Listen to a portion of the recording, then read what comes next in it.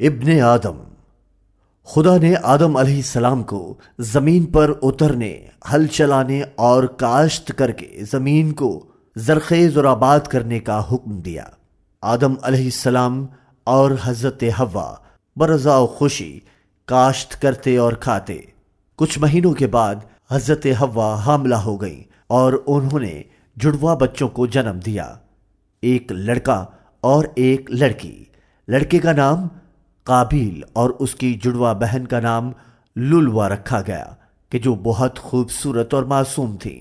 وقت گزرنے کے ساتھ حضرت حوا دوبارہ حاملہ ہو گئی اور ایک بار پھر انہوں نے پہلے کی طرح جڑواں بچوں کو جنم دیا اور بیٹے کا نام حابیل رکھا، لیکن اس کی جڑواں بہن لولوا جتنی خوبصورت نہ تھی۔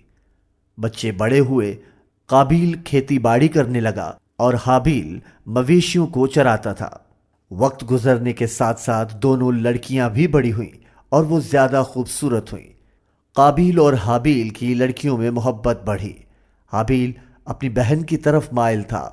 قابیل کی جڑواں بہن حابیل کی جڑواں بہن سے زیادہ خوبصورت تھی اور وہ اس سے شادی کرنا چاہتا تھا، جبکہ وہ بھی حابیل کی طرف مائل تھی، لیکن قابیل اس صورتحال سے راضی نہ تھا اور اپنی بہن سے حسد کرنے لگا کہ وہ اسے اپنے لیے چاہتا تھا، جبکہ اس نے قابیل کو مسترد کر دیا۔ شیطان نے گمراہ کیا، بالکل ویسے جیسے آدم علیہ السلام کے ساتھ کیا تھا، کہ جس کے باعث وہ جنت سے نکالے گئے۔ حابیل کی اپنے بھائی کے لیے نفرت بڑھتی گئی اور نفرت دشمنی میں تبدیل ہوئی۔ آدم علیہ السلام کو جب اس مسئلے کے بابت علم ہوا تو انہوں نے اس کا ایک حل تجویز کیا۔ انہوں نے حابیل اور قابیل سے قربانی پیش کرنے کو کہا کہ جس کی قربانی سب سے زیادہ عزیز ہوگی وہی قبول کیا جائے گا۔ قابیل نے کچھ پودے لا کر سڑک کے کنارے لگائے اور حابیل نے کچھ بھیڑوں کو ذبح کیا اور نذرانہ پیش کیا۔ اگلی صبح قابیل نے اپنے پیش کردہ پودوں کو خشک اور مرجھا ہوا پایا، جبکہ حابیل کی پیش کردہ بھیڑیں پرندوں اور دیگر جانوروں کے کام آئیں، جنہیں دیکھ کر وہ خوش تھا۔ قابیل یہ سب دیکھ کر سمجھ چکا کہ وہ جیت نہ پائے گا، اور پھر شیطان نے اسے گمراہ کیا کہ اپنے بھائی سے چھٹکارا پا لے اور اپنی محبت حاصل کر لے۔ قابیل نے اپنے بھائی سے کہا، میں تمہیں مار ڈالوں گا۔ حابیل نے جواب دیا کہ تم اگر مجھے مارنے کے لیے ہاتھ اٹھاؤ گے تو میں پھر بھی تمہیں مارنے کے لیے اپنا ہاتھ نہ اٹھاؤں گا۔ لیکن جب اس نے اپنے بھائی کو بضد دیکھا تو کہا، اگر تم اس کا ارتکاب کرو گے تو تم آگ میں رہنے والے ہو جاؤ گے۔ لیکن وہ پھر بھی نہ رکا اور اپنے بھائی کو مارنے دوڑا اور قتل کر ڈالا، اور اب اپنے بھائی کی لاش کے سامنے حیرت زدہ کھڑا تھا کہ وہ اس لاش کا کیا کرے۔ اور اسی لمحے خدا نے ایک کوا بھیجا، وہ زمین کو کھرچ رہا تھا، اور اس میں گڑھا بنا کر مردہ کوے کو ڈالا اور اس پر مٹی ڈال دی۔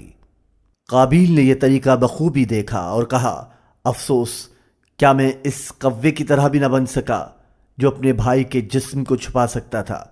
اور پھر اس نے اسی طرح ایک گڑھا کھودا اور اپنے بھائی کی لاش دفن کر دی اور اسے ریت سے ڈھانپ لیا۔ حابیل کا مقبرہ روئے زمین پر پہلی قبر ہے۔ اس دن کے بعد سے انسان کو معلوم ہوا کہ شیطان زمین پر اس کا ازلی دشمن ہے، اور وہی انسانیت کو بھٹکاتا ہے، اور وہی انسان ذات کو گمراہ کرتا ہے۔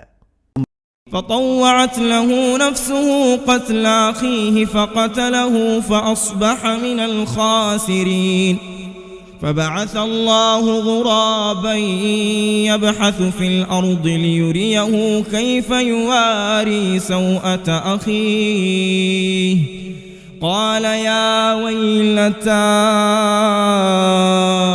أعجزت أن أكون مثل هذا الغراب فأواري سوءة أخي فأصبح من النادمين۔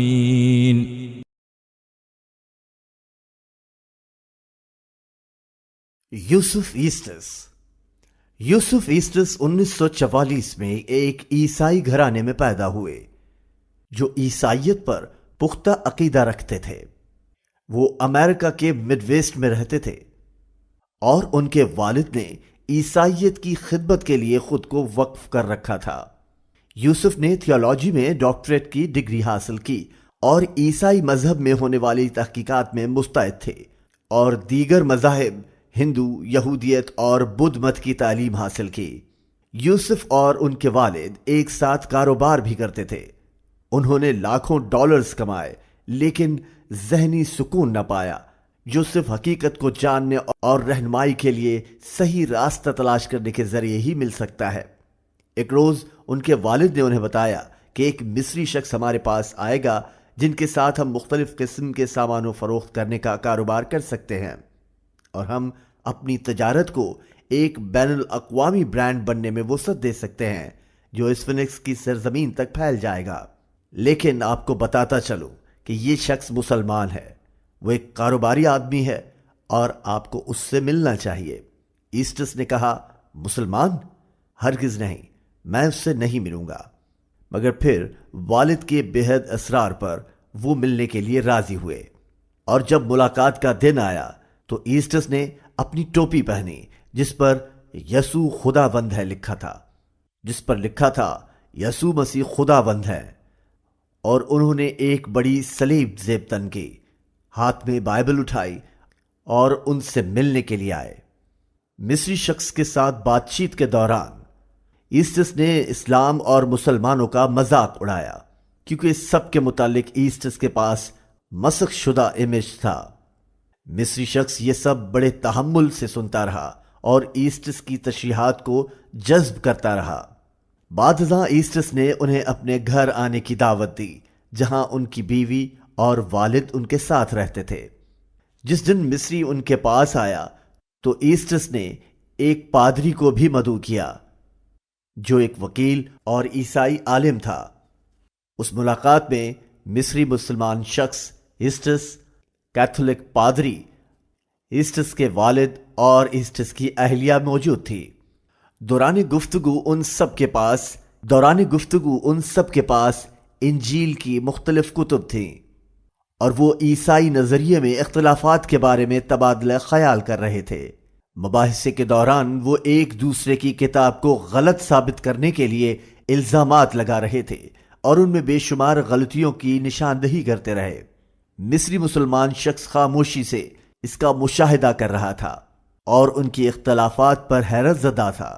اور پھر انہوں نے مصری مسلمان محمد سے پوچھا، آپ کے مذہب میں قرآن کی کتنی اقسام ہیں؟ محمد نے کہا، صرف ایک۔ قرآن پاک اسی طرح ہے جیسا کہ 1400 سال قبل عربی زبان میں نازل ہوا تھا۔ وہ یہ جواب سن کر ہکا بکا رہ گئے، جبکہ ایسٹس بائبل میں مختلف تضادات کے متعلق استفسار کرتے رہتے، اور یہ بھی کہ کیسے 3 خدا مل کر ایک بنتا ہے۔ انہوں نے ایسے کئی سوال اپنے پادریوں سے پوچھے، مگر تسلی بخش جوابات نہ ملے کہ جن کو سن کر کوئی عقل مند شخص قائل ہو سکے۔ اس ملاقات کے دوران ایسٹس نے محمد کو کئی طریقوں سے عیسائیت کی دعوت دی۔ محمد کا جواب واضح تھا کہ میں آپ کے مذہب کی پیروی کرنے کے لیے تیار ہوں، میرے مذہب سے بہتر ہوا تو، لیکن مجھے اس کے لیے ثبوت کے ساتھ ثابت کریں گے، کیونکہ اسلام عقیدہ دین ہے اور آسمانی الہام سے آسمانی انکشافات دلائل کے ساتھ ہیں۔ ایسٹس نے دریافت کیا، اسلام کے مطابق خدا پر یقین کیا ہے؟ محمد نے سورہ اخلاص عربی میں پڑھی اور پھر اس کا ترجمہ کیا کہ آپ کہہ دیجئے کہ وہ یعنی اللہ ایک ہے، اللہ بے نیاز ہے، اس کی اولاد نہیں اور نہ وہ کسی کی اولاد ہے اور نہ کوئی اس کے برابر کا ہے۔ یہ سن کر وہ حیران رہ گئے کہ وہ اسلام کے متعلق سراسر گمراہی میں ہے۔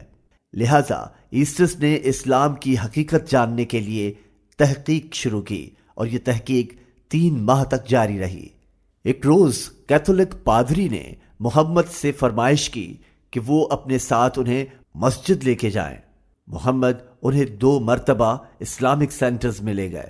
وہاں انہوں نے مسلمانوں کو وضو کرتے، نماز پڑھتے اور دعا کرتے دیکھا۔ یہ سب دیکھنے کے بعد جیسے وہ گھر لوٹا تو اعلان کیا کہ میں گواہی دیتا ہوں کہ اللہ کے سوا کوئی دوسرا معبود نہیں ہے، اور میں گواہی دیتا ہوں کہ محمد اس کا رسول ہے۔ اور یوں اسلام قبول کیا۔ ایسٹرس نے جب اس سے دریافت کیا کہ کیا آپ کو یقین ہے کہ آپ کیا کر رہے ہیں، کیونکہ ایسٹرس خود اسلام قبول کرنا چاہتے تھے، اور یہ بتانے جب اپنی اہلیہ کے پاس گیا تو اس نے کہا مجھے لگتا ہے میں اب آپ کے ساتھ اپنا رشتہ جاری نہ رکھ سکوں گی۔ میں نے اس سے پوچھا کیوں؟ کیا تمہیں لگتا ہے کہ میں مسلمان ہو جاؤں گا؟ تو اس نے کہا نہیں، لیکن میں اسلام قبول کرنا چاہتی ہوں۔ تو میں نے اس سے کہا میں بھی مسلمان بننا چاہتا ہوں، اور یوں میں سجدہ ریز ہوا اور کہا اے میرے خدا مجھے ہدایت فرما، اور اسی لمحے میں نے اپنے دل میں اسلام کے لیے بے حد راحت اور پیار محسوس کیا اور مسلمان ہونے کا اعلان کیا۔ یہ 1991 کی بات ہے، اور بعد میں ان کی اہلیہ اور ان کے والدین نے بھی اسلام قبول کر لیا۔ بعد ازاں انہوں نے مصر، مراکش اور ترکی میں عربی زبان اور اسلامی علوم سیکھے۔ شیخ یوسف نے کہا میں دیکھ رہا ہوں ہمارا اسلام خدا کے فضل سے انسانوں کے لیے اچھی مثال ہے کہ ہم اچھے سلوک سے دعوت دیتے ہیں، اور جو فقط باتوں تک محدود نہیں بلکہ عمل میں عیاں ہے۔ تقریباً ہر اگلے دن کم از کم ایک شخص ان کے لیکچر سے متاثر ہو کر اسلام قبول کرتا ہے۔ ایک مرتبہ جرمنی میں خطبے کے دوران ہال میں موجود تمام شرکاء نے اسلام قبول کر لیا۔ وہ قریباً 1250 افراد تھے۔ شیخ یوسف نے نہ صرف خود اسلام قبول کیا بلکہ وہ دوسروں کو بھی سچے مذہب اسلام کی پیروی کرنے کی دعوت میں مشغول ہیں۔ يا أيها الذين آمنوا اركعوا واسجدوا واعبدوا ربكم وافعلوا الخير لعلكم تفلحون وجاهدوا في الله حق جهاده هو اجتباكم وما جعل عليكم في الدين من حرج ملة أبيكم إبراهيم هو سماكم المسلمين من قبل وفي هذا ليكون الرسول شهيدا عليكم وتكونوا شهداء على الناس فأقيموا الصلاة وآتوا الزكاة واعتصموا بالله هو مولاكم فنعم المولى ونعم النصير۔